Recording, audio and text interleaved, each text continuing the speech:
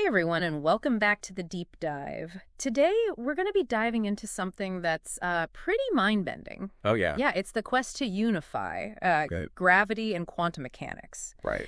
And we've got some excerpts that you shared with me from an article called Why Gravity Won't Ever Unify with Quantum Mechanics, the Case for Spacetime Energy Inertia.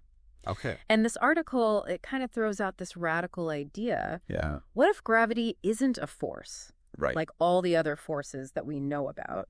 What if it's actually an emergent effect of space-time energy? Yeah. It's a fascinating concept for sure. And the article really does make a compelling case. Yeah.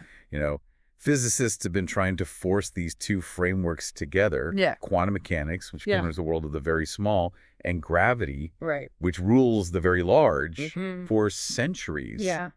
And they just seem fundamentally incompatible. Yeah. It's like trying to fit square pegs into round holes. Exactly. That's a great way to put it. They just don't mesh. They don't mesh. And so this article is suggesting that maybe we've been coming at this problem from the wrong angle.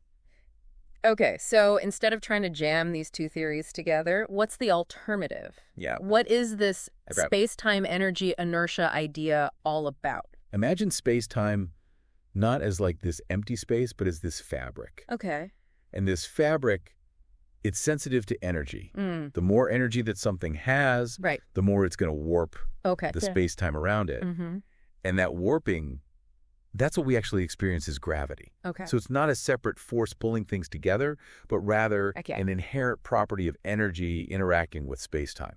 So instead of thinking about gravity as this force that is pulling things together, we should be thinking about it as objects warping the fabric of space-time around them. Exactly. And those warps are influencing the motion of other objects. Precisely. It's like think about like a bowling ball on a trampoline. It creates like a dip, right, in the fabric of the trampoline. And if you roll a marble nearby, it'll start to curve towards that bowling ball. Right. It'll follow the contours of that dip. Okay. So in this analogy, the bowling ball is like a massive object, like a star or a planet. Okay. And the marble is anything that's influenced by its gravity. I gotcha. Yeah. Okay, so that makes sense. But how does this idea of gravity as space-time energy inertia help us resolve those contradictions that we've been talking about between quantum mechanics and general relativity? Well, one of the key conflicts is that quantum mechanics demands that everything be quantized. Okay. Meaning that it exists in these discrete packets, these like little chunks of energy. Right. But gravity, as we understand it through general relativity, sees space-time as being smooth and continuous. Right. So how can something be both chunky and smooth at the same time? Yeah, that's the million-dollar question. Yeah. But if gravity is not actually a fundamental force, but rather this emergent property of space-time energy, then maybe we don't need to quantize it at all. Maybe instead of trying to like force it into that quantum box, we can focus on understanding how energy is interacting with space-time at the quantum level. Quantum level. Yeah. So it's not about trying to fit gravity into the quantum box. It's about understanding how energy shapes the very fabric of space-time. Exactly. Which then creates the effects that we perceive as gravity. That's it. That's the shift in thinking. Okay. And, this shift in perspective, it could have really profound implications for how we view some of the most mysterious objects in the universe, like black holes. Black holes. Yeah. Those cosmic vacuum cleaners that gobble up everything in their path. Yeah. Including light. Right. So how does this space-time energy inertia idea change our understanding of black holes? Well, if gravity is energy warping space-time, imagine a black hole as just like this extreme warp, right? Okay. A point where energy is so concentrated that it creates this kind of vortex in space-time. Okay. And that could explain why black holes exert such immense gravity. So instead of a hole, it's more like a super concentrated knot of energy warping space-time around it. Exactly. Yeah. And this perspective, it actually helps us address one of the biggest puzzles in physics. Okay, but what's that? The information paradox. The information paradox. Yeah. Remind me what that is again. So quantum mechanics, it says that information can never be truly destroyed. Okay. But if black holes swallow everything up, including information, then where does that information go? Yeah. That's the paradox. Right, because if information can't be destroyed, it has to go somewhere. Exactly. But if nothing escapes a black hole, then I don't know.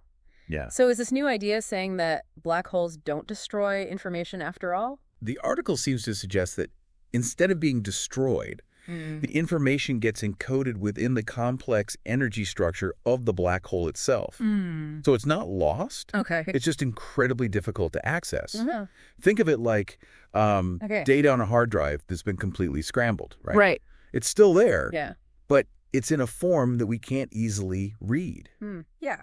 So black holes are less like cosmic trash compactors and more like these cosmic hard drives storing information in a way that we don't quite yet understand. Exactly. That's a pretty mind-blowing shift in perspective. It really is. Right. And it has the potential, I think, to revolutionize our understanding not just of black holes, but the entire universe. Okay. Like if we can crack the code of how black holes store and process information, I mean, it could unlock these profound insights into the very nature of reality itself. Okay, I'm starting to see how this space-time energy inertia can really shake things up. Yeah. In the world of physics, but how does it apply to the rest of the universe? Right. Yeah.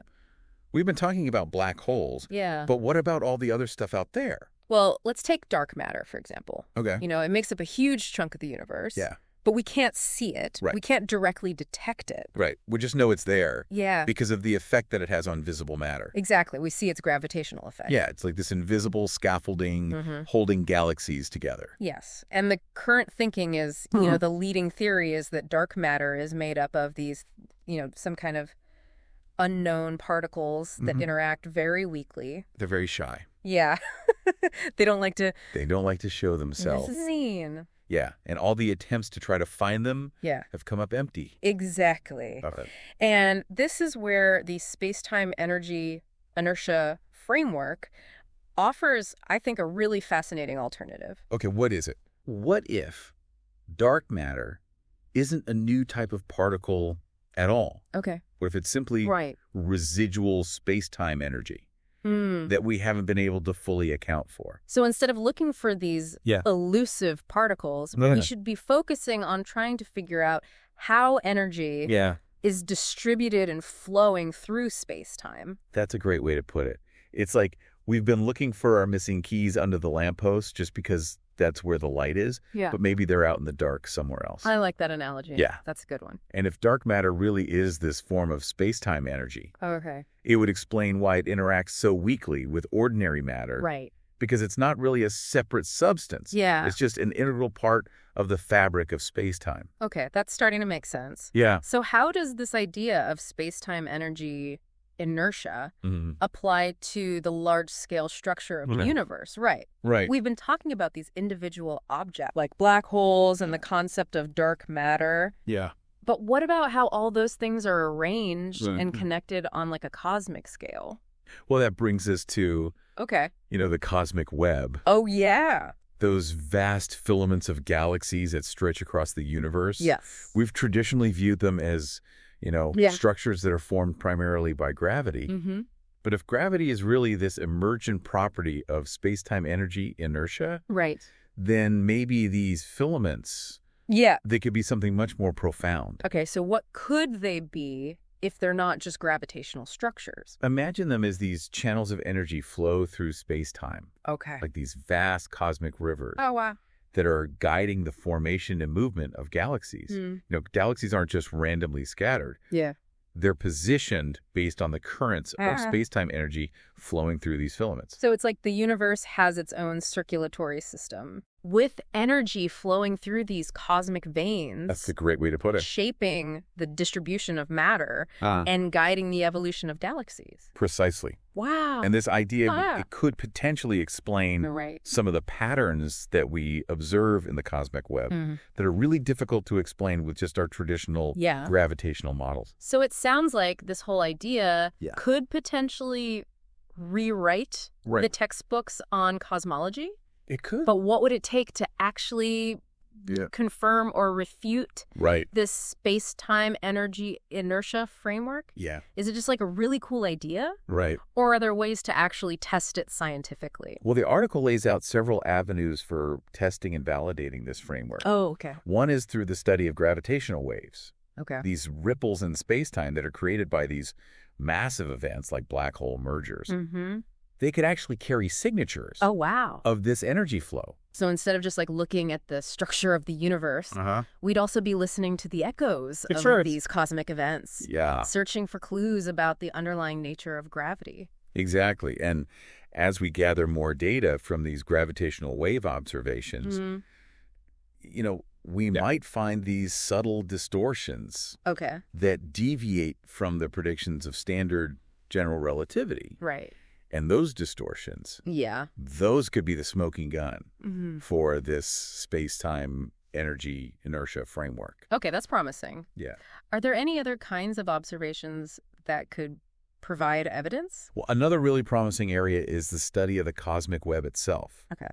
If these filaments that we see, if they truly are these channels of energy flow, then we should be able to see patterns in the movement and distribution of galaxies that we can't explain by just gravity alone. So we'd be looking for like subtle variations. Yeah, subtle variations in like galactic velocities or alignments that suggest that they're being guided by these cosmic currents. So you'd be looking for evidence that galaxies aren't just passively drifting along. They're being actively steered by these cosmic rivers of energy. Exactly. And as our telescopes and data analysis techniques become more sophisticated, we're going to be able to make these kinds of observations with increasing precision. Yeah. It sounds like there's a lot of work ahead. Yeah. For astrophysicists and cosmologists. There is a lot of exciting work. Yeah, it really does sound like a whole new era of cosmic exploration is opening up. It really is. And it's not just about making observations. Right. The theory has to keep up, too. Yeah, the article really emphasizes that.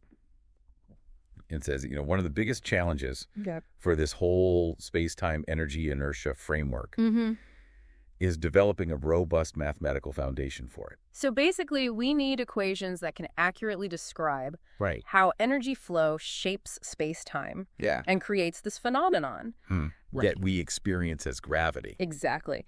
And, those equations, they need to be consistent with both quantum mechanics and general relativity. Yeah, which is no small feat. Yeah, no small feat at all. It sounds like a pretty tall order for theoretical physicists. It is. It is. It's going to require, thinking outside the box and really pushing the boundaries of our current theoretical frameworks. But if we can crack that mathematical code... Oh, it would be huge. A huge step forward. Yeah, it would give us a way to make these really precise predictions that could then be tested through observations and experiments. That's how science moves forward. Exactly. And the article stresses that this isn't like a solo mission. No, it's not. It's going to take a village. It calls for a collaborative effort, I think. Right. Across the physics community. So it's not just about individual brilliance, right? No, it's about the collective intelligence of the entire scientific community. Working together. To try to push the boundaries of knowledge. To push those boundaries, yeah. And that's what's so exciting, I think, about this whole thing. Yeah, what is it? It's a challenge that's going to require all of us to rethink our assumptions, question our current understanding, and really explore, these new and uncharted territories in physics. It's like we're launching a grand expedition into the unknown. That's a great way to think about it. With physicists from all over the world pooling their knowledge and expertise to navigate these uncharted cosmic waters. And who knows what we'll find. Right, exactly. Well, after taking this deep dive into this space-time energy inertia idea, I got to say, my mind is thoroughly blown. Yeah, it's a pretty wild concept. It's a very bold concept with a ton of potential to revolutionize how we understand the universe. It really does. Yeah. And even if this particular theory doesn't pan out in the end, I think just the very act of exploring it and challenging it and debating its merits, I think that pushes us closer to the truth. Right. And that's the beauty of science. Yeah. It's a constantly evolving, self-correcting process that's driven by curiosity, skepticism, and a relentless pursuit of knowledge. It's a journey. It is a journey. Not a destination. Exactly. So. Yeah. So for you, our listener, this deep dive that we've been on is really an invitation. An invitation to what? To stay curious. Yes. To keep questioning. Yeah. And to embrace the possibility that our current understanding of the universe might just be the tip of the cosmic iceberg. I love that. What if gravity isn't a force at all? What if it's a consequence of energy flowing through space-time? What if dark matter is a form of space-time energy? Yeah. What if the cosmic web is a network of energy currents shaping the universe's grand design?